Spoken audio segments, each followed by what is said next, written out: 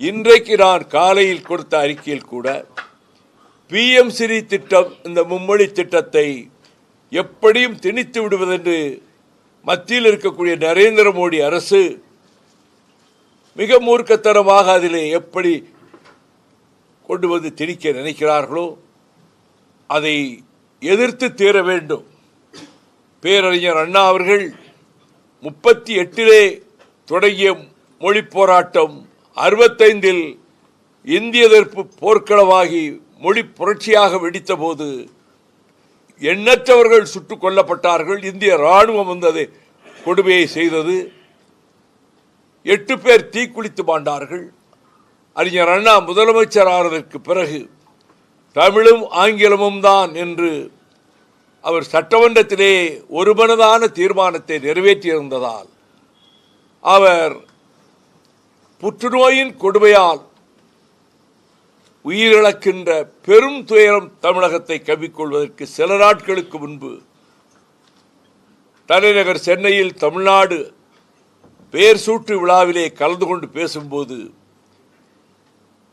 அவர் சொன்னார், திராவிட முன்னேற்றக் கழகம் நடத்துகின்ற அந்த அரசு எடுத்திருக்கின்ற மொழி பிரச்சனையில் இந்த முடிவை இந்திக்கு இங்கு இடமில்லை, தமிழும் ஆங்கிலமும் தான் என்பதை வருங்காலத்தில் எந்த கட்சி ஆட்சிக்கு வந்தாலும் இதை மாற்ற முடியாது, மாற்ற முனையக்கூடாது என்று அவர் பிரகடனம் செய்தார்.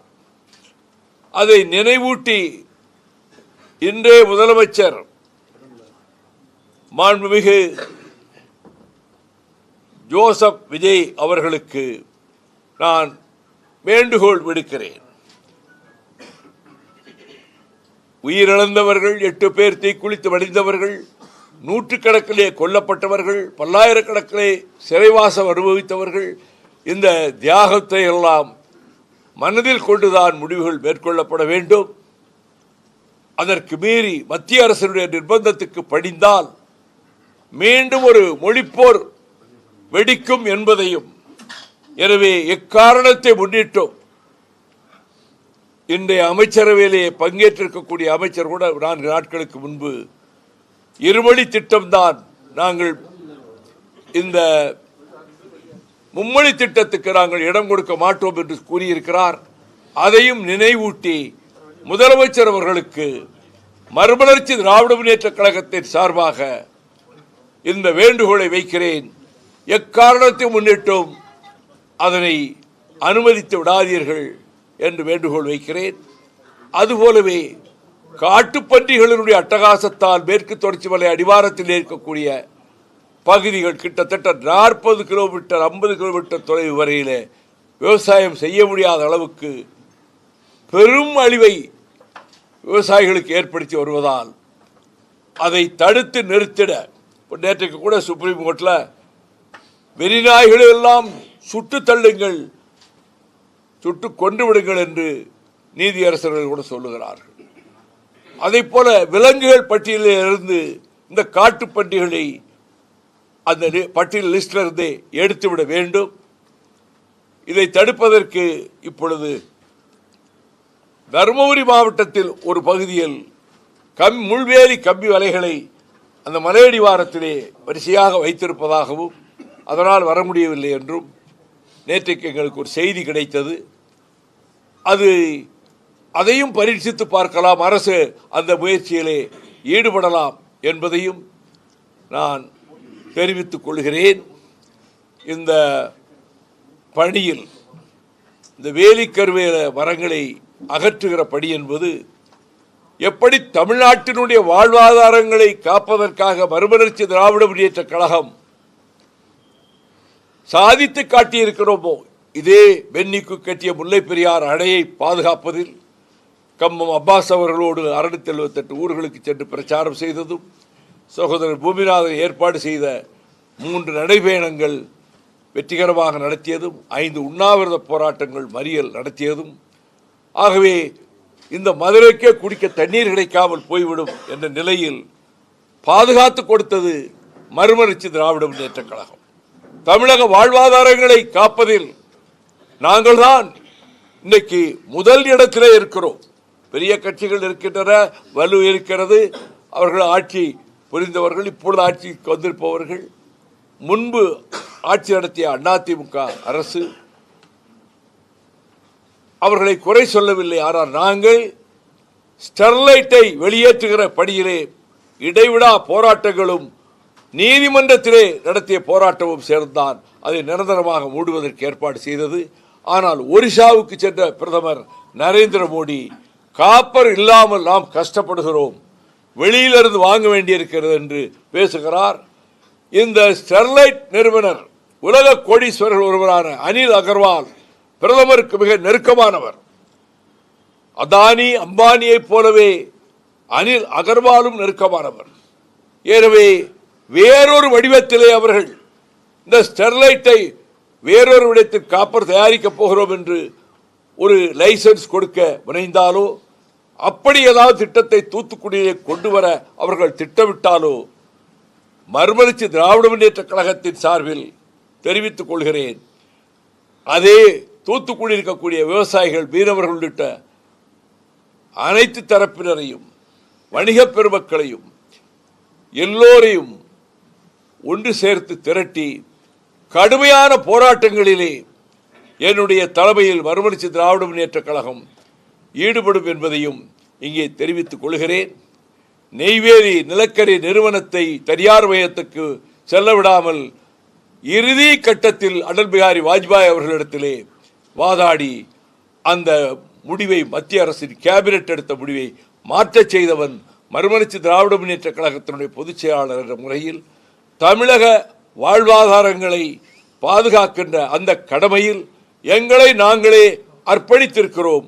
அதனுடைய அடையாளமாகத்தான் இந்த ஜூலி ஃப்ளோராவை, இந்த வேலிக்காத்தார் சீமை கருவேல மரங்களை அகற்றுகிற வேலையிலும் எல்லா இடங்களிலும் நாங்கள் ஈடுபட இருக்கிறோம். அரசுக்கும் தெரிவித்துக் கொள்வேன், தமிழக அரசுக்கு. நீதியரசர்கள் நீதிமன்றத்திலே சொன்னார்கள், அரசாங்கம் தீவிரமாக ஈடுபட வேண்டும், அதற்கு அரசு அதிகாரிகளை பயன்படுத்த வேண்டும் என்றும் நீதியரசர்கள் சொன்னார்கள். அதையும் இன்றைய அரசு, தமிழ்நாடு அரசு கவனத்தில் கொள்ள வேண்டும், அந்த பணியிலே ஈடுபடுவதற்கான ஏற்பாடுகளை செய்ய வேண்டும் என்பதையும் நான் இந்த செய்தியாளர்கள் கூட்டத்தின் வாயிலாக தமிழக அரசை வற்புறுத்தி கேட்டுக்கொள்கிறேன். இன்றைக்கு இந்த அமைச்சரவை விரிவாக்கத்தில் இந்த தமிழ் தாய் வந்து இன்னும் மூன்றாவதாக பாடப்பட்டிருக்காங்க. ஆளுநர் மாளிகையில் நடத்தப்பட்ட நிகழ்ச்சி, ஆளுநர் ஏற்பாடு செய்கிற போது ஒவ்வொரு இடத்திலும் இந்த வந்தே மாதரத்தை தான் கொண்டு வந்து திணிக்கிறார். நாங்கள் ஏற்கனவே தமிழக அரசாக ஏற்பாடு செய்கிற எந்த நிகழ்ச்சியிலும் வந்தே மாதரத்துக்கு இடம் கொடுக்க கூடாது, தமிழ்த்தாய் வாழ்த்து முதலிலே பாடப்பட வேண்டும், பிறகு தேசிய கீதம் ஜனகணமன பாடப்பட வேண்டும் என்பதைத்தான் நாங்கள் வலியுறுத்தி கூறியிருக்கிறோம்.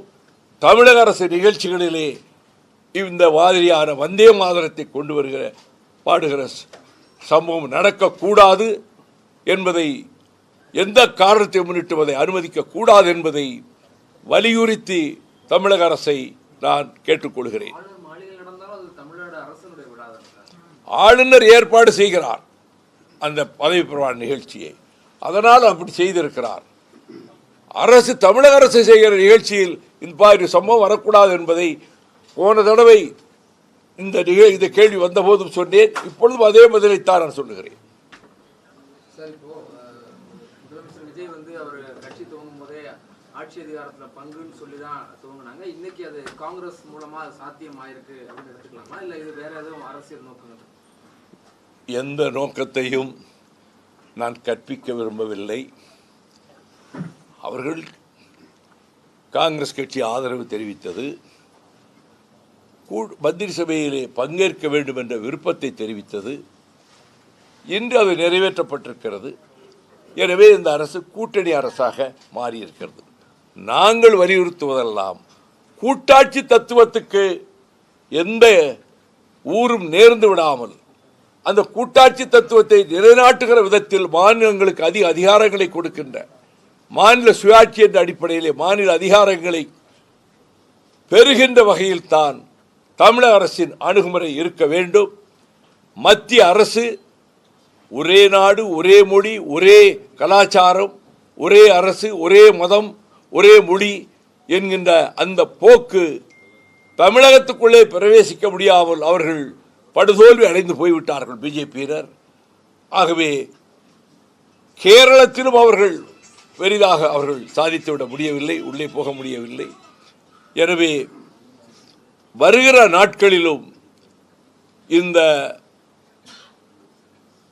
பாரதிய ஜனதா கட்சியினுடைய அவர்களுடைய அஜெண்டாவை, அவர்களுடைய செயல் திட்டத்தை நிறைவேற்றுவதற்கு நாங்கள் கடுமையான எதிர்ப்பை தெரிவிப்போம். அது தொடர்ந்து அந்த நிலைப்பாடுதான் மறுமலர்ச்சி திராவிட முன்னேற்ற கழகத்தினுடைய நிலைப்பாடாகும். தொடர்ச்சியா அமைச்சர்கள் இடம்பெற கூப்பிடுறாங்க, திருமாவளவனுக்கு கூடுதல் வலியுறுத்தல் கொடுக்குறாங்க. என்ன பின்னணி இருக்க முடியும்? திமுகவை தனிமைப்படுத்துற நோக்கம் இருக்குமா? இதற்கு காரணங்கள் கற்பிக்கவோ யூகங்களை சொல்லவோ நான் தயாராக இல்லை. சார், இப்ப திமுக அதிமுக அவங்க வந்து கூட்டணி ஆட்சியே கிடையாது, தனிப்பெரும் ஆட்சி தான் பேசிட்டு இருந்தாங்க. விஜய் வந்து அந்த கூட்டணி ஆட்சி வந்து சாத்தியப்படுத்தி இருக்காரு. கிட்டத்தட்ட ஒரு 60-65 வருஷம் கழிச்சு இத எப்படி பொறுத்திருந்து பார்ப்போம். கூட்டணி அரசு எப்படி செயல்படுகிறது என்பதற்கு ஒரு 6 மாத காலம் அவகாசம் கொடுப்போம். Let us wait and see. அதே போலங்க சார், நிறைய புதிய எம்எல்ஏக்கள் என்ன பண்றாங்கன்னா தடாலடியா போய் ஆய்வுங்கிற பேர்ல சில அடாவடிகள் பண்றதா எதிர்கட்சியில இருந்து குற்றச்சாட்டு வைக்கிறாங்க. அவங்க கட்சியை சேர்ந்தவங்களே அரசு மருத்துவமனை போய் திடீர் ஆய்வுல ஈடுபட்டு டீனுக்கு இது பண்றது, இந்த மாதிரி பண்றது, இதெல்லாம் எப்படி பார்க்கலாம்? 1-2 இடங்களில் 1-2 சம்பவங்கள் நடந்திருக்கலாம். அனுபவம் இல்லாதவர்களாக இதுவரை அதிகாரத்தை பெறாதவர்களாக இருந்தவர்கள், அவர்கள் தக்க முன்யோசனை என்று 1-2 இடங்களில் ஏதாவது செயல் நடந்திருக்கலாம். அப்படி நடக்கக்கூடாது. அப்படிப்பட்ட செயல்களில் யார் ஈடுபட்டாலும் அதை உடனடியாக முதலமைச்சர் கண்டிக்கவும், அம்மாதிரி சம்பவங்கள் அரசுக்கு நற்பெயரை தராது என்பதை சுட்டிக்காட்டி அதை தடுக்கவும் முதலமைச்சர் முன்வர வேண்டும். சார், அதே போல அமைச்சர் உட்பட ஒரு 9 பேர் மேல கல்வி சான்றிதழ் வந்து போலின்னு சொல்லி வந்து ஒரு இஷ்யூ ஓடி. எனக்கு அதிகமாக தெரியாது அதை பற்றி. சார், இப்ப பாஜக வந்து வரலன்னு சொல்றீங்க, ஆனா விசிக தலைவர் என்ன சொல்றாங்க, ஆர்எஸ்எஸ் குழந்தை தான் தாவேக்கான் தொடர்ச்சியா வலியுறுத்திட்டு வர, அதை சொல்லிக்கிட்டே இருக்காரு. எப்படி பாக்குறீங்க சார்? ஒரு அரசியல் தலைவர் சொல்லுகிற கருத்துக்கு நான் பரிமேலழகரை போல மூவாவை போல விளக்க உரை எழுதுகிறவன் அல்ல. அது அவர் கருத்து. அதை பற்றி நான் எந்த விளக்கமோ பதிலோ சொல்ல தயாராக இல்லை. வரலாற்று வெற்றியா சார் இந்த தேர்தல் வெற்றி? 67க்கு அப்புறம் வரலாறு என்பது சம்பவங்களால் தீர்மானிக்கப்படுவது. இன்றைய செய்தி நாளைய வரலாறு என்பதைப் போல இன்றைய சம்பவம் நாளை வரலாறு ஆகும். ஆகவே இது வரலாற்றில் பதிவு செய்யப்படும், அவ்வளவுதான். அது காலப்போக்கில் தான் தீர்மானிக்கும். கம்யூனிஸ்ட் வந்து ஒரு ஸ்டாண்ட் எடுக்கிறாங்க, தெளிவா திடமா நாங்க அதிகார வெளியில இருந்து மட்டும்தான் ஆதரவு, கிரைசிஸ் மேனேஜ்மெண்டா முடிவெடுக்கிறோன்ற நிலைக்கு வந்துட்டாங்க. பட் ஆனா விசிக தலைவர் திரும்ப அவங்களுடைய அழைப்பு ஏற்று மறுபடியும் ஆலோசனை செய்யறாங்க. இதை என்ன புரிஞ்சுக்கணும்? சகோதரரே, இப்பொழுதுதான் நான் சொன்னேன், ஒவ்வொரு கட்சிக்கும் கட்சி தலைமைக்கும் கருத்துக்களை சொல்லவும் அவர்கள் ஒரு நிலைப்பாட்டை மேற்கொள்ளவும் பரிபூர்ண சுதந்திரமும் உரிமையும் உண்டு. ஆகையினால கம்யூனிஸ்டோட நிலைப்பாடு எடுத்துக்காங்கன்னா அது அவங்க நிலைப்பாடு. விசிகா ஒரு நிலைப்பாடு எடுக்கிறதா இல்லையான்னு இருந்தால் அது அவர்கள் நிலைப்பாடு.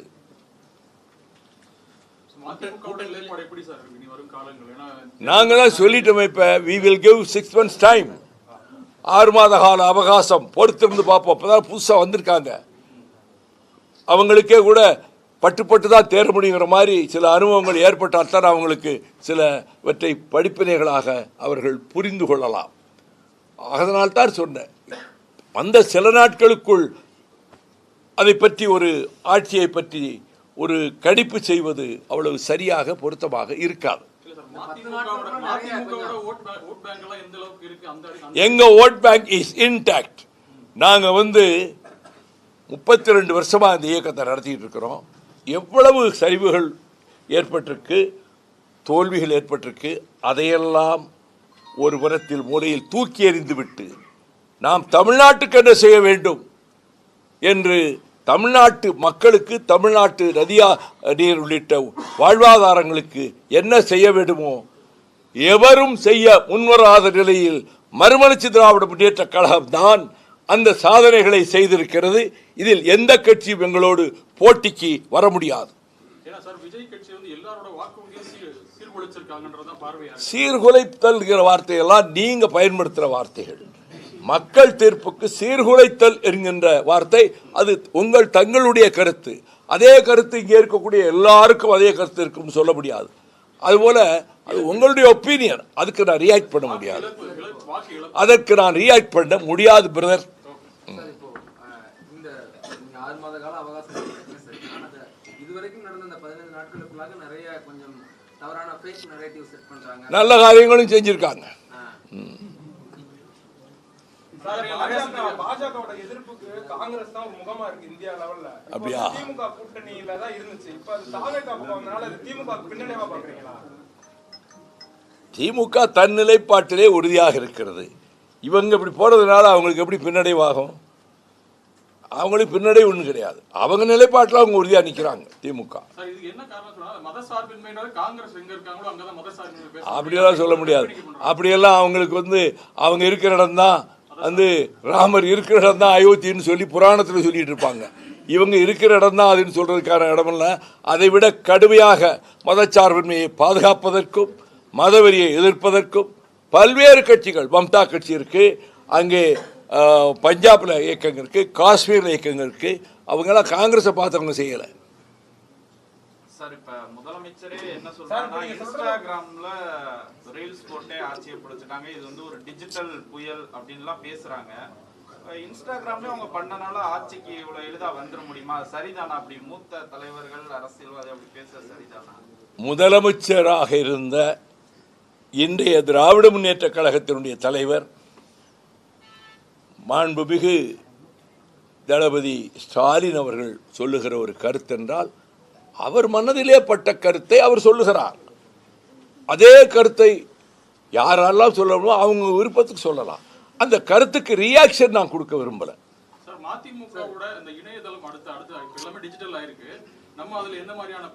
நாங்க கடந்த 6 மாத காலம் 8 மாத காலமாக எங்கள் இணையதளத்தை மிக வலுப்படுத்தி இருக்கிறோம். பல நூற்றுக்கணக்கானவர்கள் அந்த பணியிலே ஈடுபட்டு வருகிறார்கள்.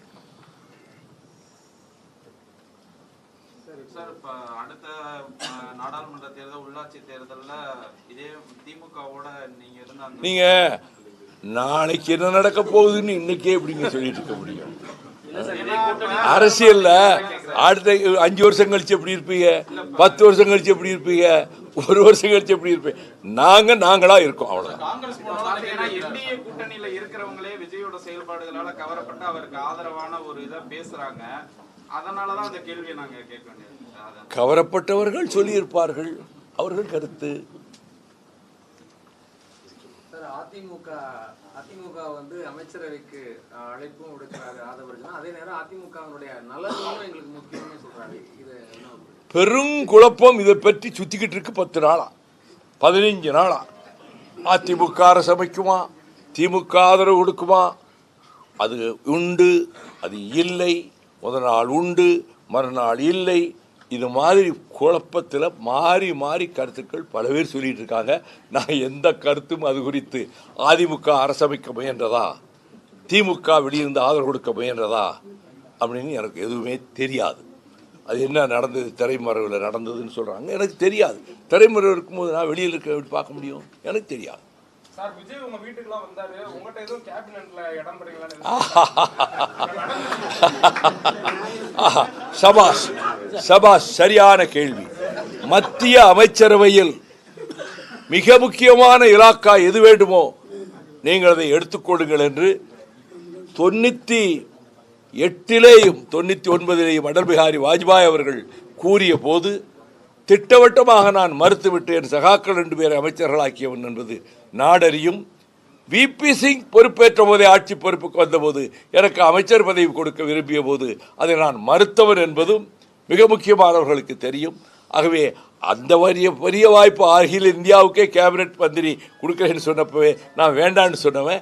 எனக்கு அந்த மந்திரி பதவிங்கிற எண்ணம் 1% கூட என் வாழ்க்கையில் என்னைக்கு ஏற்பட்டது இல்லை, இனியும் ஏற்படாது. சார் பெரும்பாலும் அரசியல் விமர்சகர் என்ன சார், இந்த கூட்டணி கட்சிகளுடைய முக்கியத்துவமே விஜயால தான் தமிழ்நாட்டுக்கு பெரிய அளவுல தெரிய வந்திருக்கு அப்படின்லாம் கூட சொல்றாங்க. திமுக அதிமுக அந்த அளவுக்கு கூட்டணி கட்சியில் பெரிய மரியாதை அந்த மாதிரி இல்ல, விஜய் மிகப்பெரிய அளவுல அங்கீகாரம் கொடுத்திருக்காருன்னு தான் சொல்றாங்க. அதை அப்படி எடுத்துக்கலாமா, எப்படி அதை பார்க்க? நீங்களே உங்க கருத்தை சொல்லிட்டீங்கல்ல.